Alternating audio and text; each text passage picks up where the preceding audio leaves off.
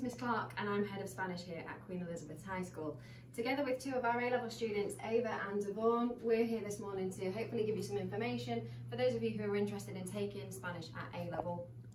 If you do still have some questions by the time you finish watching this video, please do feel free to come and join our live Q&A session. That's going to be taking place on Wednesday, the 18th of November at 6:30. So just to kick us off, you might be wondering what's involved in A-level Spanish. We follow the AQA scheme of learning and we use the AQA textbook too. It takes a topic-based approach to A-level, and you'll see a lot of the topics are crossover from GCSE. However, we take a much more in-depth approach, and we also relate a lot of these topics back to culture rather than purely vocabulary. How is it delivered? Current year 12s get 8 lessons per fortnight of Spanish. That's split between myself and our two other A-level Spanish teachers, that's Mr. Fortis and Miss Suter. Each of us deliver the topics that that best reflect our expertise.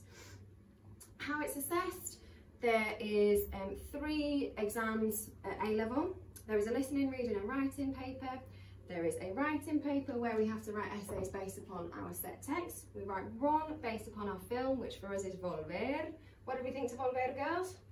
It's pretty good, interesting. It was a bit different, wasn't it? Good, excellent, thank you. And we also do an essay based on our novel, which you guys have just started reading, haven't you? El Coronel no tiene quien la escriba by Gabriel García Márquez. As you can see, it's quite a short novel, so we get to know it very, very well. So girls, would you like to tell us a little bit about why you chose A-level Spanish? So I really enjoyed it at GCSE level, and I immediately knew I wanted to further my language knowledge. And also, because I also take maths and chemistry, and Ava also takes some of the STEM subjects, I think it provides a really nice change of pace. What about you? I also take German as well, so I just really enjoyed languages, so I wanted to take them further.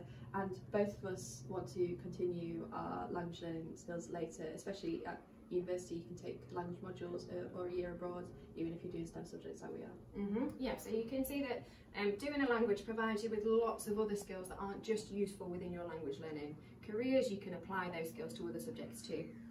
Ava actually studies 2 languages at A-level, so I wonder, how have you coped with that workload? They've definitely worked together to help me better both my languages, because the grammar concepts are the same across languages, so they definitely work well together. Fantastic. In order to study Spanish at A-level, the minimum that you need is a grade 6 at GCSE. Girls, how did you find that transition from GCSE to A-level?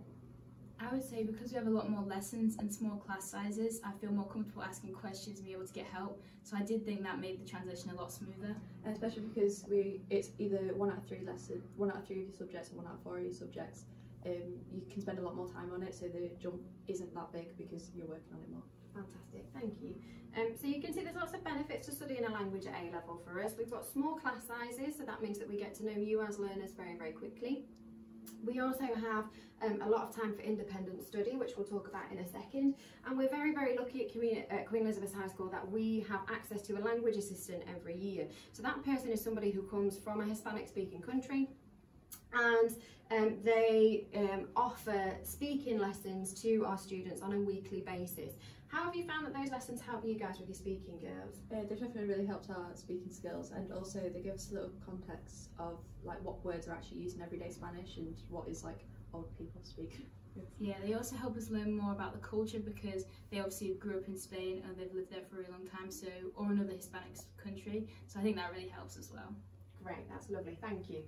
You might be wondering how COVID-19 has impacted us and our delivery of Spanish.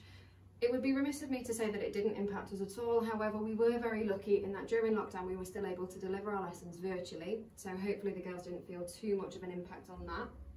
The one big difference for you guys at GCSE level is going to be you're not going to have sat a GCSE in your speaking element, so you might find that when you get to A-level your speaking is a little rusty, and that might be where a language assistant session is going to really help you boost that confidence again.